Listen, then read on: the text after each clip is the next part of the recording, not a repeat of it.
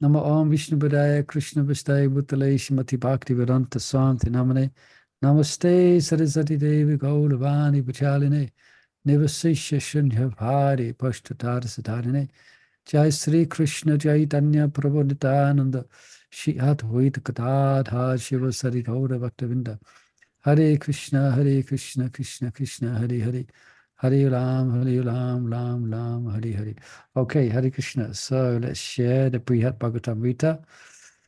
What page are we? I missed last Thursday, I think. Yeah, the hard copy, I'm not too sure. But it works out here. We're on verses 213 and 215. Had quite a lengthy commentary, so we stopped midway. So at least here on the copy I have on my computer, it's page 458. No. 810. Okay, there you go. 810 if you have a hard copy. Can we start from the beginning of that? What we can do is we can read the verse and go from where we left off. Okay. In the commentary. Perhaps, Madhu Mangopu, you could, you have your hand up, you could just read the verse. Yes, please. Then I go forward to where we left off, because I've highlighted where we left off. So I read the Sanskrit and then Just one. No, here we're just doing Sanskrit. Okay, Sanskrit. We're doing only. I mean, sorry, here we're just doing English. Excuse me. That wouldn't be no good if we just did Sanskrit. No one would understand. Is it possible to recap what was happening last week? Like what's happening in there? Have you got any idea? Yeah, well, this verse, that's why if you read this verse, it give you a good idea. But just going back, again, it's about the glories of worshipping the Lord in his deity form. Okay. Yeah, and there's two verses here which I put on the recording, like here, for example, just glorifying. The deity forms I mentioned are all equal to the original personality of Godhead. There is no need to even mention the glories of worshipping them. Persons who worship the Lord's deity, be it ancient, new, or even concocted, we had a discussion about what that was, but that is covered later, provided they worship the deity as being directly the Lord himself, will not fall down from their religious status or be otherwise at fault, even if they neglect their prescribed duties and such principles. Let's read this quick. Rather, their behavior should be considered exemplary, and such deity worship should be regarded as exalted devotional service, yielding the best results. Yeah, so we won't read all the verses up to there, but no, got the gist of it. Yeah, so Madhu Mangopu, you could pick it up here where I'm highlighting. I read from here. Yeah. There are others, however, who concoct some new image and call it Lord Hari, but who actually see that form as different from the Lord. They worship with the idea that the deity is no more than stone or some other material substance, and they respect neither the devotees of Lord Hari nor living beings in general. Proud of their worship, they transgress the injunction of the Vedas and the Lord. These fools worship the lower of the Lord's devotee, do not obtain the promised fruits of worship. Okay, let's just see. Okay, there's no harm. I guess we can just read this first part again. Just Yeah. Oh, Chandravali, I don't think she was here last week. So Good to remind ourselves as well. I'm sure we probably forgot. It was very good, actually. Very, very interesting. Yeah, so read from here. Yeah. Comment. When the criticizing those attached to deity worship, the scriptures are really speaking about offensive worshippers who think that the deity is only an image of the Supreme Lord, not the Lord in person.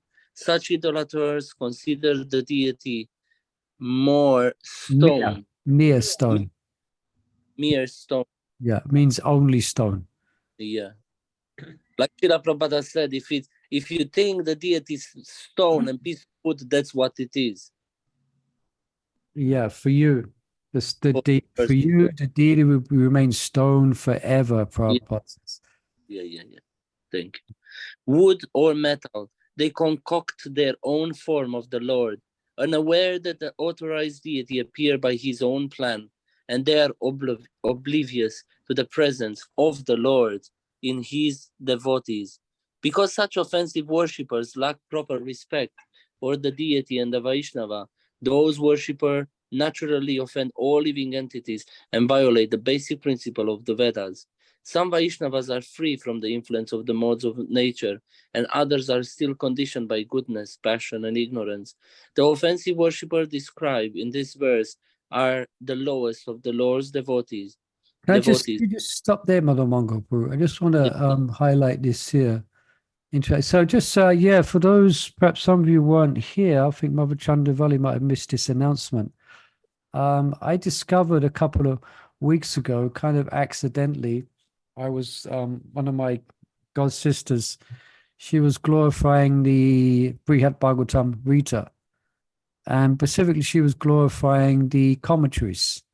Now, I always thought the commentary part was done exclusively by Gopi Pranadhana. But the commentaries that we're reading are more or less all by Sanatana Goswami himself. Oh, really? Yeah, he actually did a own commentary, and I forget the name of it, his own commentary on the Brihad Bhagavatamrta.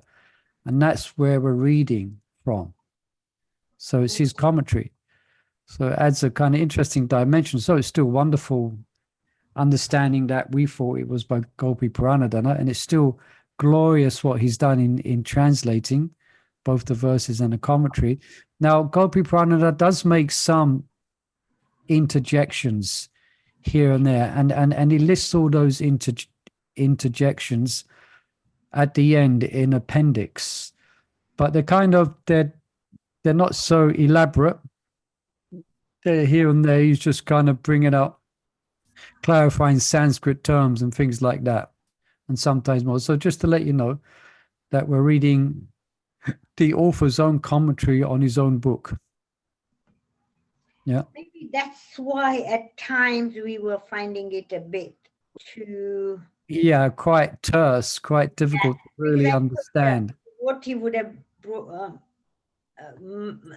do you call it, made it a bit... Yeah, now, no doubt Gopi Pranadhana in translating, because he would have translated this directly from Sanskrit, then that's the point that he probably has done his best to make it understandable to us. So that's to his glory, you know. Okay. But yeah, so all these months we've been reading this, there you go. So I just wanted to... Goswami, okay. Yeah, by Sanatana Goswami himself. So here, they concoct their own forms of the Lord, unaware that the authorized deity appears by his own plan. Yeah, so it may seem like devotees plan, you know, they build a temple and they desire and then obtain deities and begin worshiping the deities, but actually all that is the Lord's plan to appear himself. And the devotees are mere instruments for the Lord wanting to appear. It's true. You could say, it's just like, let me just finish it. Just like Srila Prabhupada, for example, I guess sometimes it's spoken of that the Lord was fulfilling his desire, but it was a plan, the deep, inconceivable plans of Krishna to make his appearance in central London. And Prabhupada was the instrument to actually make that happen.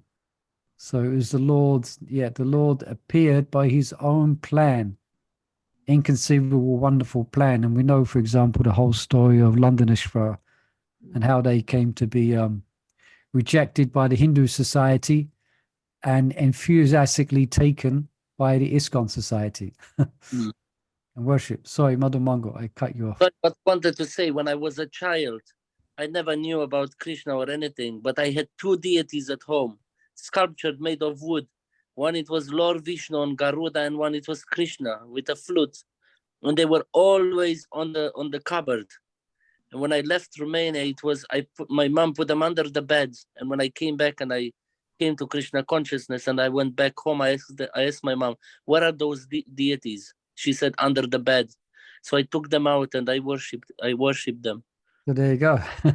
So I guess we could project that into home worship as well. So I guess we could stretch it a bit. So the deities you have at home, they was Never, wanted to be worshipped by you. There's a never. lot. Can I just ask something? Yeah. Radhalan and Ishwar, you see marble deities, right? I'm just saying, like, but you see pictures of Radha Krishna in Goloka Vrindavan. You have the paintings and things like that. Yeah. Sometimes you see those forms there. Is that wrong thing to see? You see those forms there. The What do you mean? paintings that you've seen, you can connect it with Radhalan and Ishwar. Yeah, if that's I mean that's your Lord, that's your worshipful Lord, Londonishvara. So other forms will remind you of your worshipful Lord. Yeah, or some devotees, their particular worshipful Lord may be a picture they have of Krishna in their house when they're chanting for many years, Mm-hmm. and that's their and that's their worshipful Lord, and that's how the Lord will appear to them when they go back to Godhead. Wow. Yeah. Like when, for instance, devotees of Londonishvara, Wow. when such devotees go back to the spiritual world, then it will be Londonishvara, but fully animated, talking, walking. Wow. Imagine little Krishna. Yeah, it'd be your worshipful deity, the Lord you've been worshipping in your heart throughout your life. Then the Lord will manifest in that way. That we have read in this Brihad Bhagavatamrta before. Yeah, it won't be like a different Krishna. It'll be Londonishvara fully animated. Wow. Imagine someone knocks at the door, open the door, and are you ready? Come, let's go. Yes, let's go. Wow. Mother Mongo's excited. Wow. You can, unless there's any other comments or questions on that. Did that address your question, Mother Chandravali? Yeah. Question? I was doing like noon arti, and I just felt that. So I'm glad it came up. So I wanted to ask. Yeah. Yeah. Okay. So now, yeah. So we got that point. We covered it last week as well. Important point here is that, yeah, when it speaks about deity worship here, when it's spoken in a negative term, i.e., neophytes worship, yeah, it described that what's being criticized is speaking about offensive worshippers who think the deity merely an image or a lump of stone. And there's a nice video. Perhaps I'll bring it out for next week. We normally play it in our Pujari classes where Prabhupada's speaking about this. It's very nice. Well, that'd be good. Yeah, I'll bring it. It's only a few minutes. It's worth watching. So I'll dig it out. Okay. And next week we can watch it. Devotees, if they are not having any realization with any deity, they shouldn't worship anything. Not particularly. They have to, we have to start somewhere. So But someone's you start faith. have a realization, isn't it? Excuse me? You start worshiping more or less when you have a realization. So that's why being in the temple with devotees will help you to reach that realization, and Krishna will reveal himself in a particular. Yeah, that's right. But devotees generally will start worshipping the deity based on instructions from the Shastra, based on directions from one's authority. And in the beginning, one may not have complete faith or complete understanding or realization, but on good faith of following the instructions of the Guru to actually worship the deity. And then, as you said, then gradually the deity being pleased with one's submissive service to the Guru, even though the devotees may not be able to relate so much to the deity, then that deity will reveal himself to the devotee as he engages in selfless service to the deity. Then, as they surrender unto me, I reward them accordingly. So, I remember, at least when I first walked into the temple, I definitely wasn't conscious of the deities as such for me. And because yeah, it was if the deities, when I first went to the temple, it was like the deities were just, do you know, you go to people's homes and they got a mantelpiece with all paraphernalia from when they went to Turkey or when they went to France or Spain, they put it on the television, you know. So I thought I thought the altar was just like that. I wasn't conscious at all. But then gradually, by association of devotees and following and taking up devotional service, then I became more aware. So Mother Mongo, it's not as if you should, you know, it may not be there in the beginning of our devotional practice.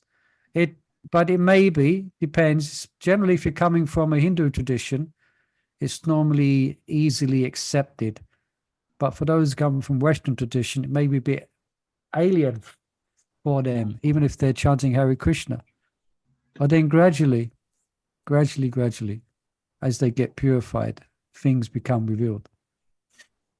Thank you. Yeah.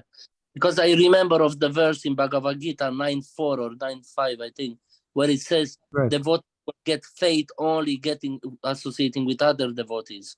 So that it's in my mind, it says that getting faith associating with devotees, then being enough time in the temple, then I don't think people care just because it's good prasadam and people are dancing around and they're enjoying themselves. I think there is something there happening. Of course, yeah. That's part of the that's part of Krishna consciousness. So for sure. Yeah. If you read on from here, we stopped you midway, but just carry on from here. Some Vaishnavas are free from the influence of the modes of nature, and others are still conditioned by goodness, passion, and ignorance. The offensive worshipper described in this verse are the lowest of the Lord's devotees. In Srimad Bhagavatam 11.247, they are called prakrita, materialistic. A devotee who is faithfully engaged in the worship of the deity in the temple but does not behave properly towards other devotees or people in general is called a prakrata bhakta, a materialistic devotee, and it is considered to be in the lowest position. The scriptural statement, pratima manda buddhinam, the deity, it means for the less intelligent, refer to the lowest class of devotees who lack spiritual discrimination. They do not receive the benefits of deity worship described in the Shastras. Interesting. Wow. Yeah, so this is Prakrita Bhakta or materialistic devotee. Yeah. One who worships the deity of Godhead in the temples, but does not know that the Supreme Lord, as Paramatma, is situated in everyone's living entity's heart, must be in ignorance, and is compared to one who offers oblation into ashes. Bhagavatam 3:29-22. In other words, the personality of Godhead does not accept their worship. As stated by Sri Prahlad Maharaj in his prayers to Lord Narasimha, the Supreme Lord, the Supreme Personality of Godhead, is always fully satisfied in himself. Therefore, when something is offered to him, the offering by the Lord's mercy is for the benefit of the devotee, because the Lord does not need service for anyone. To give an example, if one face is decorated, the reflection of one's face in a mirror is also seen to be decorated. Bhagavatam 7:9-11. In these prayers, Prahlad described Lord Narasimha as the personal master, Prabhu, of all living souls, and as Prahlad owns life and soul, Atmanaha Prabhur Ayam. Everything the Jiva possesses actually belongs to the Supreme Lord. Nonetheless, the Lord, as merciful as he is, rejects the respect and offerings of Jiva, who is materialistic, full, Janam Avidush, the symptoms. One second, sorry. The symptoms of their foolishness are described here in Brihad Bhagavatamrta. Such conditioned souls consider the Supreme Lord's deity a material statue and his worship an empty ritual. and they disrespect the Lord's devotee and the living beings in general. Therefore, the Lord is not interested in their offerings. Yeah, Shinarada, remember I gave an example of a story that illustrates this at the end of last week's reading. And I remember that story. with Prahlad Maharaj. No. No? Shakshi When- Gopal. Yeah, with Gopal when It was Shakshi Gopal. There's two Brahmanas. I won't go through the whole story, but we know it. Two Brahmanas, and then the brother of the elderly Brahmana, although he was a Brahmana and worshipped the deity, he had no faith in the actual deity. Therefore, he sarcastically said, well, why don't, if the deity gave witness, then why don't you bring him here? Like, ha, ha, ha, ha, ha. He's the deity. He's not going to move. You know, so he had no faith. Although he was a Brahmin, he's probably getting paid for worshipping, you know, getting some alms for worshipping deities. But he was complete atheist. Yeah. But then the elderly Brahmin and the young Brahmin, they were pure souls. So the deity spoke to them. And as you know, and then the young Brahmin said, if you can talk, you can walk. So we told that, we gave a brief overview of that pastime. That's a classic illustration of an atheist, the person who's worshipping, but they're just atheistic. Yeah, believe it or not, there are such persons who are atheists, but they're worshipping deities. They're wasting their time. Yeah, they were Shama Iva Kevalam. And it's like offering a and if they're, as we're hearing here, if one is not respecting that the Lord is in everyone's heart, not respecting everyone, giving everyone respect, then their so-called worship is like the offering of ashes onto the Lord, hot ashes. Yeah. But you can continue. This is quite a nice commentary, quite lengthy. Shinarada likewise stated in Srimad Bhagavatam 4:31-21, the Supreme Personality of Godhead becomes very dear to those devotees who have no material possessions, but are fully happy in possessing the devotional service of the Lord. Indeed, the Lord relishes the devotional activities of such devotees, but persons who are puffed up with material education, wealth, aristocracy, and fruitive activities are very proud of possessing material things, and they often deride the devotees. Even if such people offer the Lord's worship, the Lord never accepts them. Yeah, so this is, I think this is more in the Vedic social setting. You know, everyone may worship deities, but some worshipping deities, and they might deride the Akinchana devotees, those who live very simply and are happy with devotional activities and are not after wealth and position. So there may be aristocratic persons who possess wealth, aristocracy, and they look down and they deride the Vaishnavas who are maybe Kinchana. They may be living very niggardly, very poor lives because they're happy and they're not after.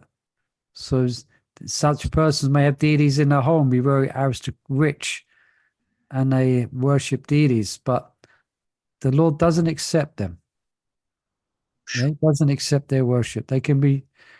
Doesn't accept it because of their attitude of pride, like here. So, because generally we don't normally find, like, for instance, people in the Western setting, then generally they don't worship deities.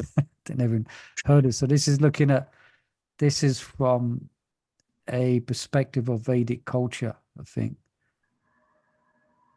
Yeah. And there's more going to be said here by Sanatana Goswami. Yeah.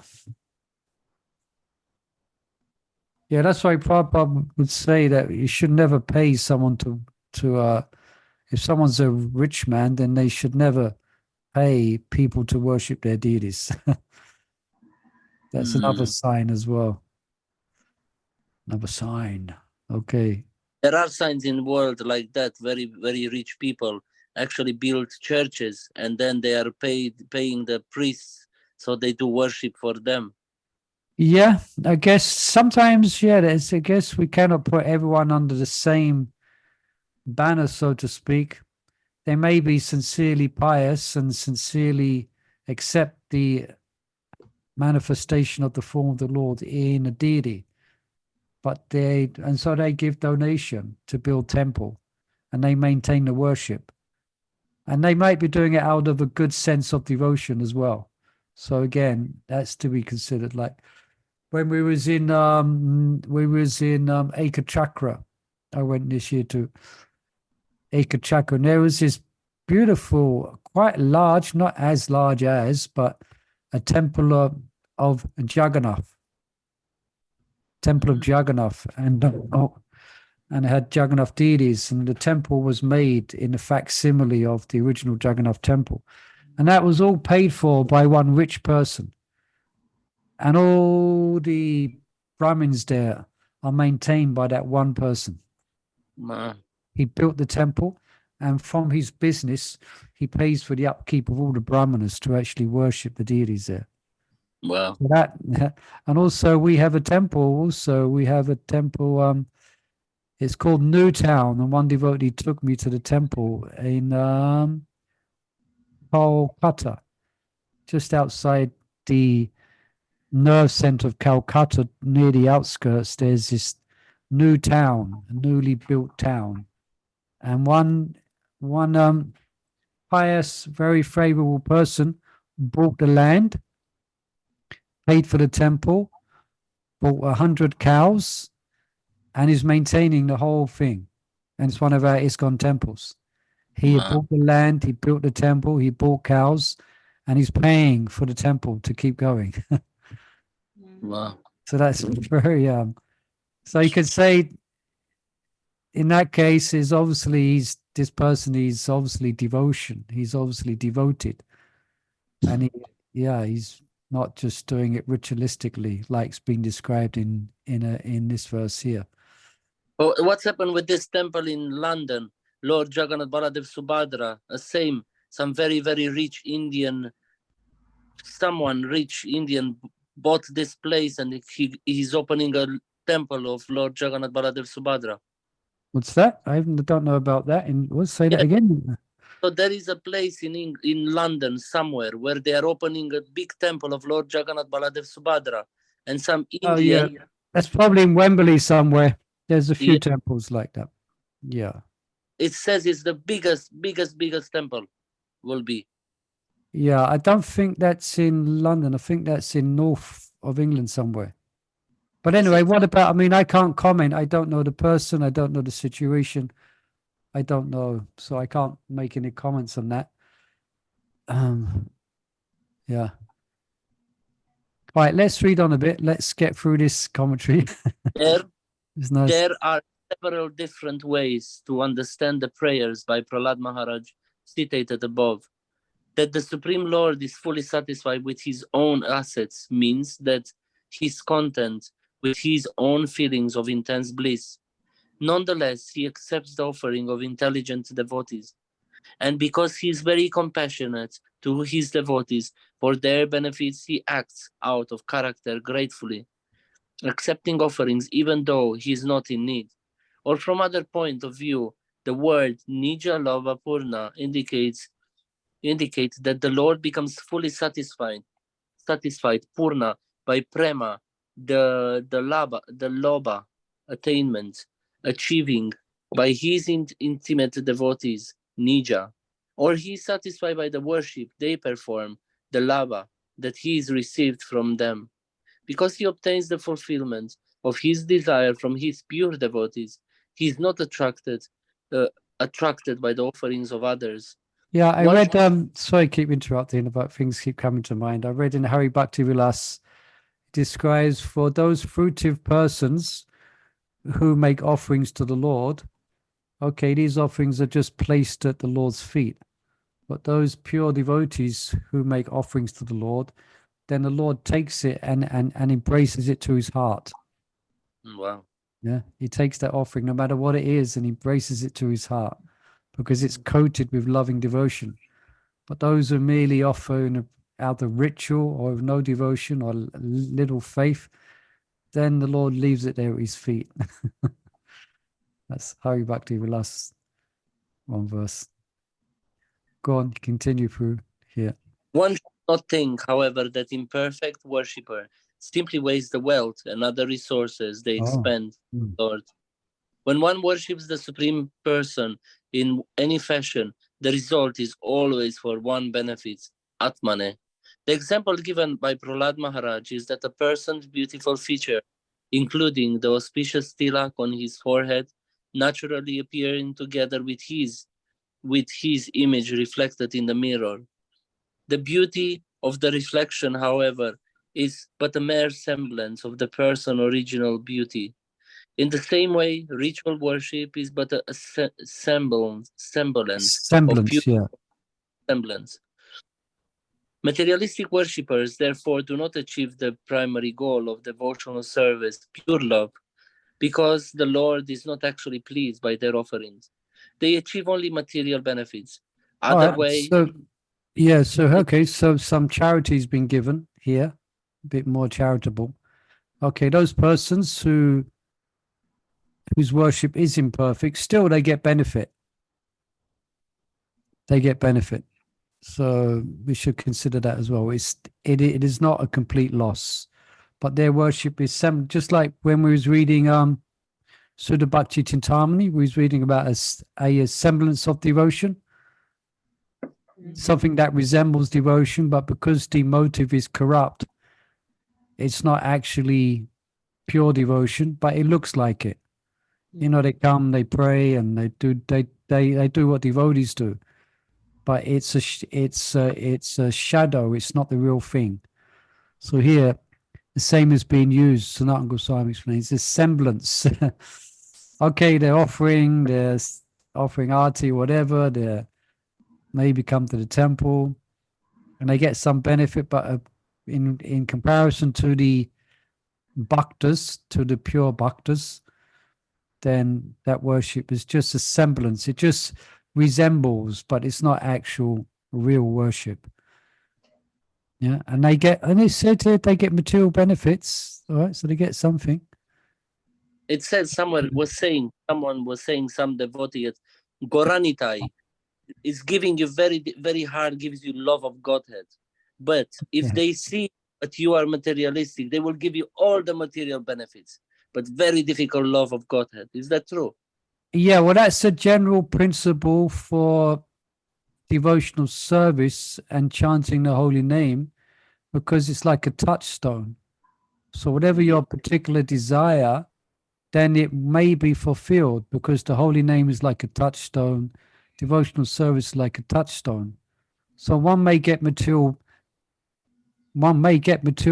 benefits, but those material benefits they get will keep them bound in the material world life after life. So actually they're being cheated, because the real thing to get is pure love of God. So they get material benefits, and therefore they become attached. They become bound more. Sorry? So actually they becoming bound more, thinking they will achieve the ultimate goal. Yeah, so actually they get material benefits, but they don't get, material benefits are temporary. And material benefits cannot satisfy the soul. So actually, the real thing is pure love. Yeah. Anybody else out there? Hare Krishna? So in our Krishna conscious activities, everything, chanting, whatever, to the degree you surrender, to that degree you're going to get benefit. Yeah, tam mampapadyante tam sadeva bhajamiham. Yeah, to that degree you give yourself to that degree. Yeah, you could say, to that. Like hearing, chanting, reading, everything. To the degree you are involved or giving your... that's the, you get benefit out of it, you know? Yeah. As they surrender unto me, I reward them accordingly, Krishna said. because you can't cheat, you can't cheat it. And you realize that it's all your hard work you need to put in. There's no way that you can cheat. No, the Lord is in our hearts, so He knows Yeah. any duplicitousness or any shadow of material desire, but still the Lord's very kind. So even if we do have material desires, then because we're coming to Krishna, Krishna's gonna take care of things. He's gonna, what's that verse?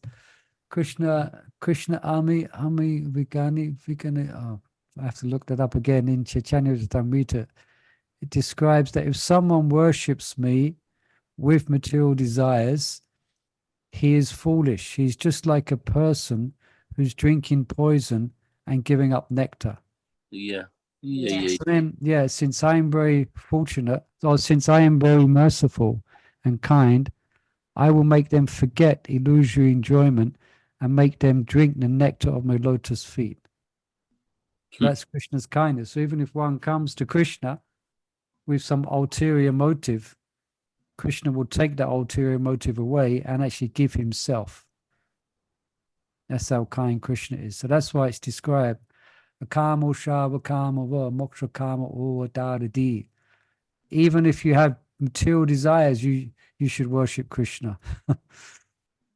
With or without, even if desired moksha, if you desire moksha, if you desire, if you have material desires, just come to Krishna. Because Krishna is so kind. Yeah. Is the one who take the poison out from anything, and he can help. Especially if one gets the association of devotees and one is regularly hearing about pure devotion, hearing about pure devotees, reading about pure devotion, taking darshan of the Lord, then gradually they will give up their original reasons or their mixed reasons for coming to Krishna. Yes. Very important. All right, you can read from here. Way of looking at Prahlad's prayer is that although the Lord is very merciful, he does not accept the worship of the unintelligent, who lack spiritual wisdom, and who therefore worship for their own selfish purpose, atmane. Not for the Lord's pleasure. But why do such people worship the Lord to accomplish their selfish ends? Because without making an offering to him, they cannot achieve their own purpose, just as a mirror cannot reflect beautiful decoration of a face that has not been decorated. From another point of view, out of compassion, the So Supreme... Sanatana Goswami is given many different ways to look at this verse, many different angles, Yeah, continue. From another point of view, out of compassion, the Supreme Lord accepts whatever an intelligent devotee offers him. But if a devotee worships the Lord for selfish purpose, the result is only a semblance of what it could have been, like a personal beauty reflected in a mirror. The immature devotee receives some unimportant reward instead of the real success of pure devotion.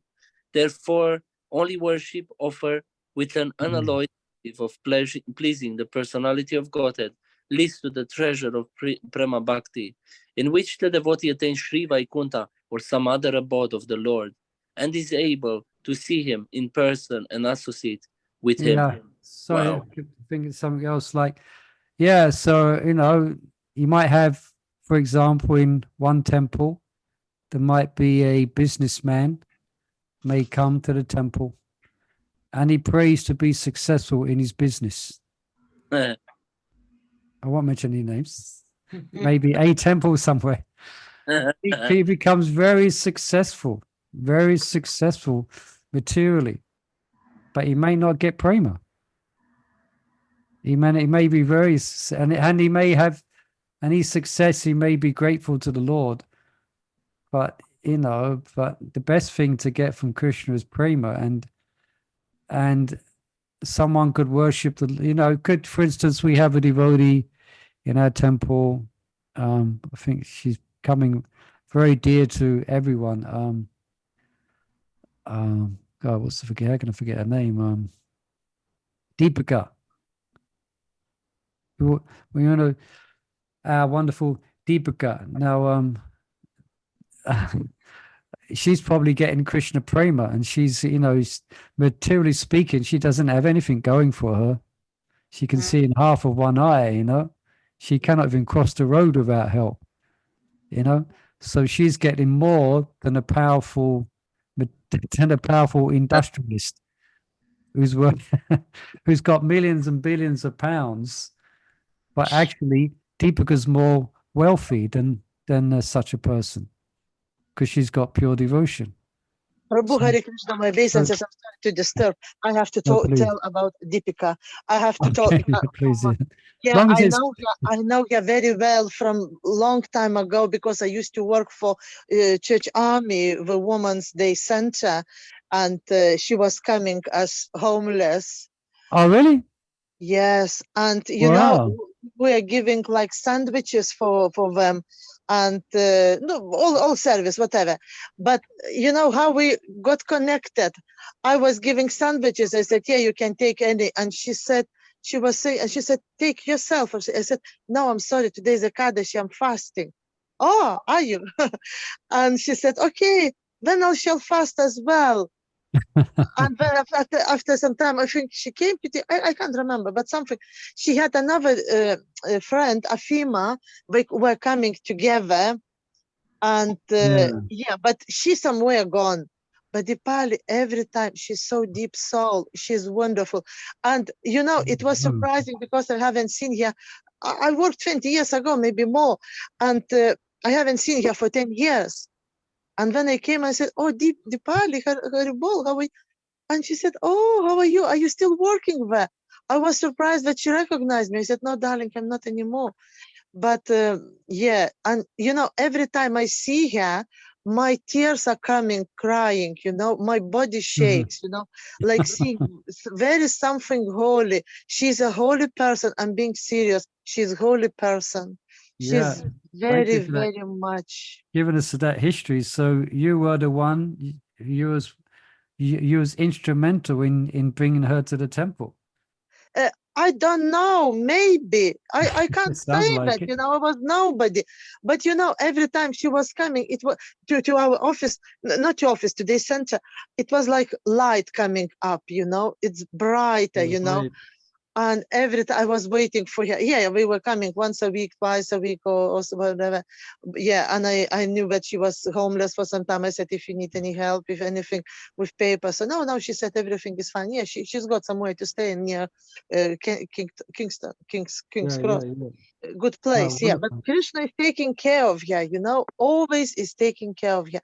But she's so pure personality. She's so clean. She's clean inside. So I look at her and, I'm a bit envious because I want to have at least, and every time I see her, I say, "Can I touch you, please? Let me purify myself by touching you." Amazing. She's pure personality, and I'm so happy that you mentioned her because everyone should know her. And when I bring my kids to her, it seems like she sees everything, but actually she doesn't. She just 5% of the eyesight, but fat eye. She sees with fat eye, but she's wonderful personality. She's wonderful. Yeah, She knows. great. And whenever I come near the altar, if there is festival or something, she gets me and she says, "Oh, go on to swing the deities or something, like service near the altar, She never misses me. And I'm thinking, how does she see me? But she's wonderful, really, really devoted. If you have opportunity to know her closer, it's amazing. Yeah, thank you, Mother Jambavati. We sent Mother Jambavati into the great ecstasy just mentioning Mother Deepika. Yeah, really. I'm in Yeah. ecstasy. I'm in ecstasy. My body shakes every time I talk about it. I'm ecstatic. Yeah, I'm sorry. so Thank she's you been so around much. many years, and so she's someone who's getting wonderful benefit. Yeah. Is the matter takes the plate in the morning from Guru Puja, who is preparing? Yes. Yes. That's so. Yeah. That's so. One really important service she does is she remembers that the devotees are going to have their breakfast, and after breakfast they'll want more water, Mahawater. So she fills a jug up 3 times. Really?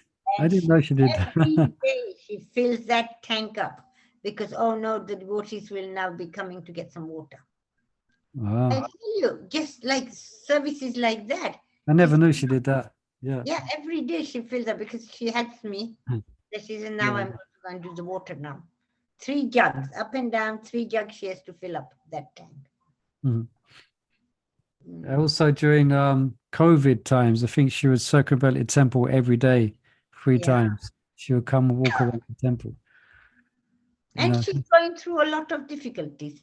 You know, all these, the government paying, not paying, or you can have yeah, none of yeah, this. She goes through so much tension every yeah. morning. She's approached me a few times when she's had to deal with government stuff, asking me to pray. But I'm Yeah. sure her character kind of softens their hearts, and she gets her benefits. Mm. All right, so yeah, wonderful. All right, let's read on a bit. Time check, 10 minutes. This is a lengthy commentary, isn't it? But wonderful things are coming out. Okay, you might as well continue reading Madhu Mangapu. Still another understanding is that because Another the understanding now. Go still on. another understanding is that because the all-powerful Supreme Person is already fully satisfied with his own achievement, he's not really interested in the offering of the materialistic jiva soul. But even if the Lord has no reason to accept such worship for his own benefits, why does he accept it for the benefits of his worshippers? The answer is that when the Lord refuses the offering of a person too foolish to know what is good for them and what is not, he is actually bestowing his mercy. Seeing the frustration and anxiety of someone who has spent wealth and effort to ritualistic worship without devotion, the Lord mercifully ignores the worship to induce the materialistic person to stop his useless endeavor.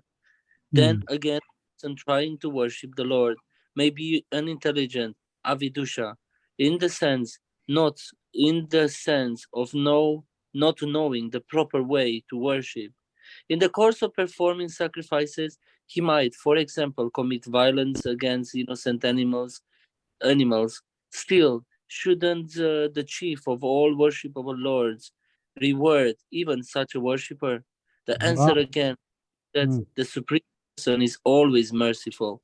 If he were to encourage such an offering by awarding the benefits, he would be harming the sacrifice victim.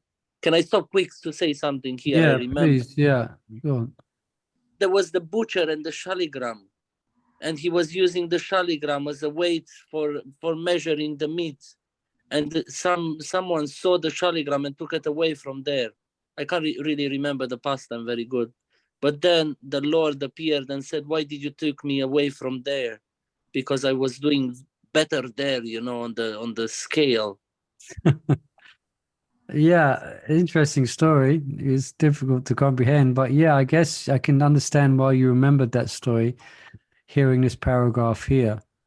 Even if such a person is committing violence against innocent animals, they don't know the proper way. Yeah, still the Lord's kindness touches them somehow.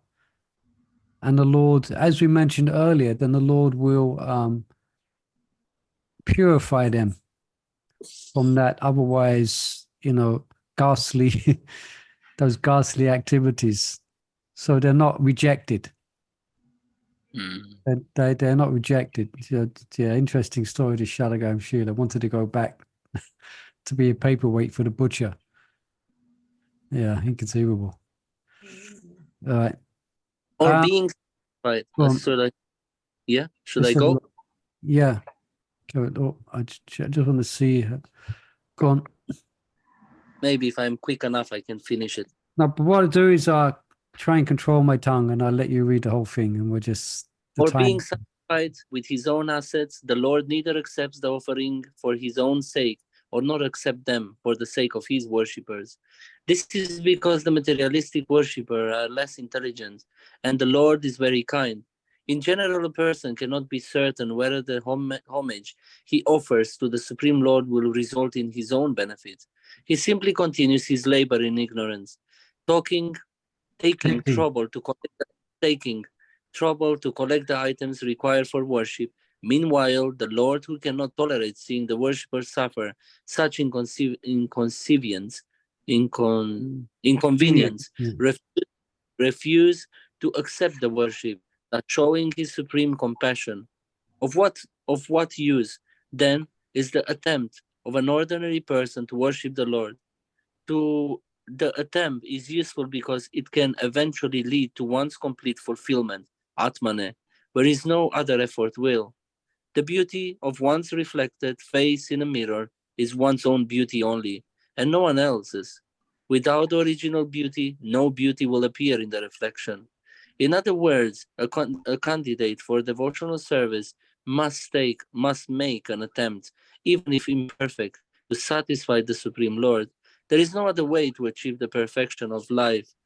And yet, another way to understand Prahlad's prayer is this. The Supreme Lord, being the personal friend and master, Prabhu, of all living beings, Atmanaha, is satisfied, Purna.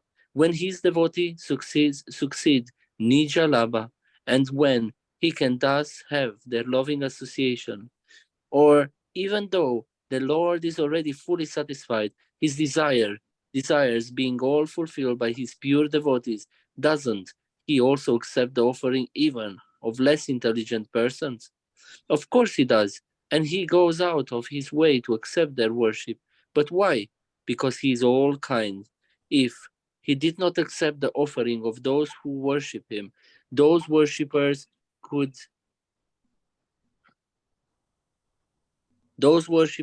never be able to achieve their desired success unless the jiva offer whatever they can do.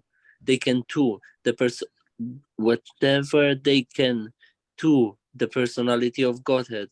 They cannot gain any real benefits. Even in pure worship, in the short term, only marginally fruitful, will gradually lead to the complete perfection if the Supreme Lord kindly accepts the worship. Wow. Okay, Hare Krishna. Hare Krishna. So yeah, Wow. so reminds me of this verse again that we quoted: the kamo shava kamo va moksha kamo odaditi vrena bhakti yogena yudeti purusham param. So where one has no material desires, one is full of material desires, while one is desiring liberation, one should by all means worship the Supreme Lord, because the Lord is very kind. So even though the worship may be a semblance of devotion, even though the person may be very materialistic, even though the person may be even engaged in ghastly animal sacrifices, of course, I don't think they would offer that to Vishnu. But anyway, the Lord is very kind. Yes, it reminds me of Aho Bakayam Stana Kula Kutam, the verse that glorifies. We just heard it recently in a class as well, that the Lord gave the position of mother, of nurse, to the she-demon Putana, although she covered her breast with deadly poison. A whole she was a witch. So I think as Uddhava, he gives that verse, or is it Maitreya's Uddhava, and he's saying it in great ecstasy. How can I take shelter of him who is so merciful that he gave the position of mother to the she-demon, Putana, although she tried to kill him by covering her breast with deadly poison? How can I take mercy of him, someone who's so kind? So anyway, any closing comments on this? It's fascinating, Sanatana Goswami, the amount of different ways he gives to look at this verse. Any closing comments? So if you do enough worship, let's say, even if you are ignorant, in one point the Lord, it will reveal himself so he can help with advancement. Yeah. But when davar enough, so he will see at least you are forcing yourself and you don't discourage. Yeah. So yes, I think so even if like we encourage people to come to the temple, and we don't question their motive too much. Just come to the temple. Just just take darshan, because I think it's the principle like the Lord is pure, and just by coming in close proximity to Him, then one gets purified. And to the degree that one gets purified, that will depend on different factors. If one is being, or if one start to become envious or causes aggravation and trouble to the Vaishnavas, then they won't. Then the Lord may have to arrange that they don't come, for their own benefit, or the temple commander will have to arrange that they don't come for their own benefit because they just make offenses. But generally, the Lord that's the thing. He's pure, and that which is impure gets purified by coming in close proximity to Him. That's why it's also said as well, kamat duishat bhuyat shnehat, that even if you have lust, if you approach Krishna with lusty desires, out of envy, like Shishapal, whatever it is, you approach the Lord and you will get purified and you will get benefit. Kamat duishat, kamat, lust, duishat, envy, bhuyat, affection, obviously, his devotees. One gets, only good can come. There can be no bad from it. Only good can come from approaching Krishna. No bad. That's how good Krishna is. It's amazing, isn't it? All right, that's we finished that verse then. Yeah, and there's okay, we'll continue next week on this with just having a peek review at the verse. Although the fruit of their worship of Hari is itself greater than the results of all pious activities, they do not gain the highest fruit they would have derived from proper devotional service to the Lord. In various scriptures, therefore, the best of saintly persons condemn such materialistic worship. Okay, so then it's going another direction. So let's read about that next week. Okay, so thank you everyone for joining us for this reading of the Brihad Bhagavatamrta. Wonderful to read, to share together. We had some nice glorification of Mother Deepika, Yeah. part of our community, showing a wonderful example of devotional service, All right, so I wish everyone this Easter weekend, is it this weekend? It was last week. Oh, sorry. Anyway, wish everyone a wonderful weekend and look forward to our hearing and chanting sessions next week. Okay. Hari Hari Bol. Hare Krishna. Prabhupada ki jai. Vanchakavadru Vishakri Prasine Bol Prabhu ki jai. Vishnabhyo Namo Namaha. Hare Krishna.